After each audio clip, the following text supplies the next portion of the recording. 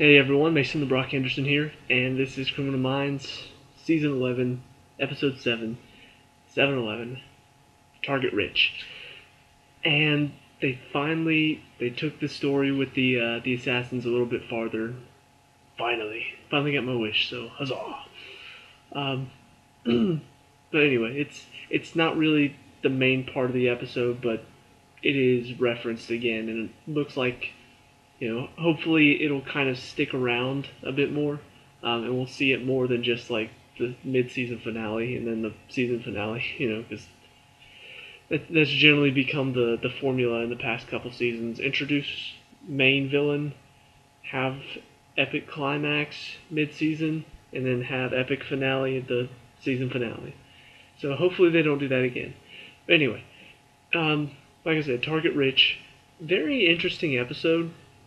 They bring back Rossi's daughter, Joy, and she's looking into this case. She obviously has a personal connection to it, and these freshmen have been going missing, freshmen in college, and she's been looking into it because she sees a pattern, even though nobody else does, and this girl just went missing, and of course because she just went missing, she's not technically missing yet.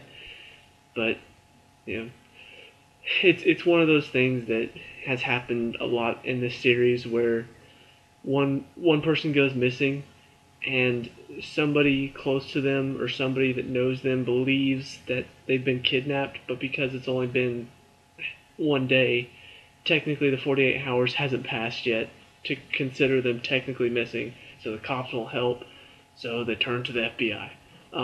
But in this case, it does kind of make sense because she's seen this pattern that nobody else really has, and so it makes a bit more sense than oh, I knew them and they're missing, they wouldn't just up and leave like that. So this one actually had a better basis than most of those stories. But anyway, so they're looking for, it shows the guy that took her.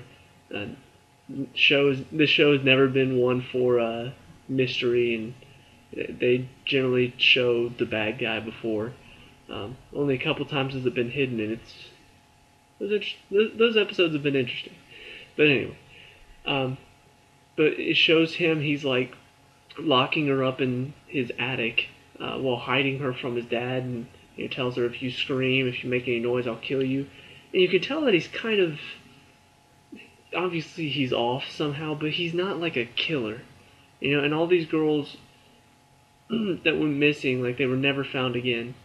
But this guy, he doesn't seem like a killer. He doesn't seem like somebody that could kill this girl and then hide her body. He seems a little bit frantic that he just took her. He seems like he's, kind of upset that he took her. And so the episode goes on. You find out that this other guy is actually the one that kidnapped all those other girls in the past. And he was about to kidnap the new girl, but this other guy that kidnapped her pretty much intercepted. And so whenever they talk to him, he's emitting jealousy a bit, and JJ catches on to that. By the way, JJ's back, and Lewis, Aisha Tyler's character, she wasn't in this episode. I guess she's working on that project. But it was nice to have JJ back. She had the baby during the off season, and so now she's back. And I don't know, she just brings a different dynamic to the team. She's like a silent badass, like she can just whip it out whenever she wants to, but she tends to kind of put on like a soft face and kind of get the bad guys into a sense of safety before she turns it around on them and says, "In your face." So JJ and Rossi are talking to the guy, and they're kind of sensing that he's not telling them the full story. So Joy, Rossi's daughter, decides, asks to meet up with him, follows him into the alleyway to get him to talk, which I was like, really? Like, you're smarter than this. But they do give a good reason. It's not like last week's where the daughter of the cop that got kidnapped at the very end, her only reason was just because she was a rebel. She was rebelling against her dad, so that's why she left and put herself in danger. She actually, she was trying to trap the guy and make him say something to incriminate himself, but still putting herself in danger seems really stupid, even for that. Then she reveals that she herself had an experience right before the one of the victims from the other guy, from the guy that just attacked her. Uh, One of those girls she knew, and she had gotten attacked by some sexual predator who took her into the bushes, and she fought her way out.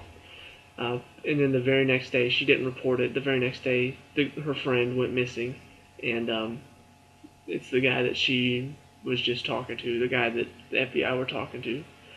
Uh, and she believes that if she reported him, he wouldn't have taken her.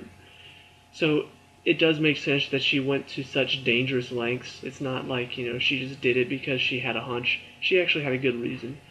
So Rossi points out, though, that the guy that attacked her was likely not this guy, because the guy that took her or tried to rape her didn't really have a plan, and the guy that took all the girls was more meticulous, more, he thought out every part of his plan, so likely wasn't the same guy.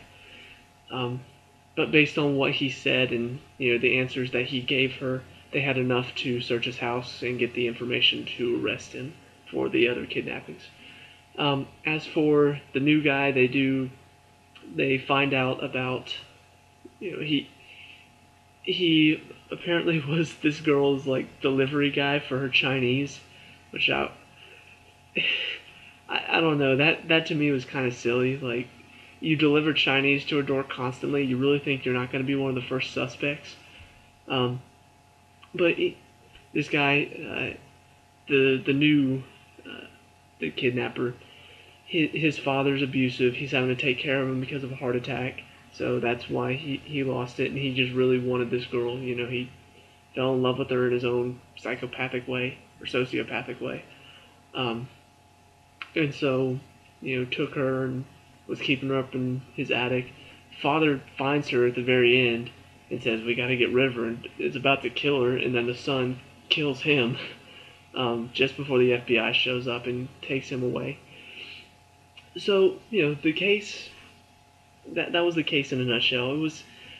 It was much better than most of the cases last season. And I keep saying that it was better than last season, but last season was pretty bad. But this is a very interesting case. A few twists here and there, but it was good. And then on top of that, on the outskirts of it, it shows Morgan meeting up with the assassin from the first episode, and his face is scarred now, but it's looking better. He can talk again. But Morgan starts asking him questions about the Dirty Dozen. The guy, for some reason, speaking in Spanish and English, he says there are cuatro. So I didn't understand that, but anyway, there are 4 other people in his group, and he asks, who are the Dirty Dozen? And the guy says, "You're asking the wrong question. It's not who, it's what." Right before he dies. Come to find out that one of the guards poisoned him. Was obviously paid off because they find the guard shot execution style in his car. So now there goes their only lead. The very end of the episode, I'm still kind of confused because I'm not electronically gifted, but Garcia's freaked out, hiding in Morgan's office with the lights off. And he goes into the computer room, all the computers are off. When he goes into his room, she's there, and she tells him that apparently when she was searching, whenever she does her searches through the internet, there are these little, she described it so much better than I ever could, but she described them kind of like little bots that search the internet, and whenever you Google something, these bots go search the internet and bring them back, and it's a certain amount, and so she limits the number that she uses so that people can't track them back to her and hack her. And she realized that she uses 12. Now, whether or not this is actually the case, she believes that those are the Dirty Dozen. That's what they're looking for, is whoever's using these dozen little bots on the internet. And she said that even they won't know that it's her, but likely they will. They already know that it's somebody at the FBI, and so she's like freaked out. Morgan has to comfort her, but it does beg the question: is this what they're looking for? Like this group of assassins obviously uses the internet, so maybe they really are. This is what they're looking for. They're looking for this processing power, so that they can expand their little group or whatever. So I don't know where it's going from here, but it's nice to see the story move along a bit. Just hate that it was so long coming, because at this point I forgot half of the stuff that happened in the first episode.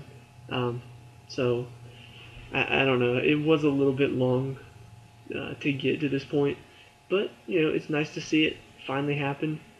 The only other thing to talk about is Reed. I'm not sure if he's not going to be on the next couple weeks because he's going to visit his mother. Apparently her sickness has gotten worse or something. I don't know if that will play into maybe one of the next episodes. Maybe something happens down there whenever he visits her. I don't know. A lot of things can happen. But at this point, it seems like he might not be on the next few episodes. But anyway, that's this episode. I really like the fact that they're forwarding the Assassin's plot a bit more. The case itself was interesting. It was good. It wasn't a crappy case at all. So really going much better. Better follow up to last season. So let me know what you think, and I'll see you guys in the next review. Peace out.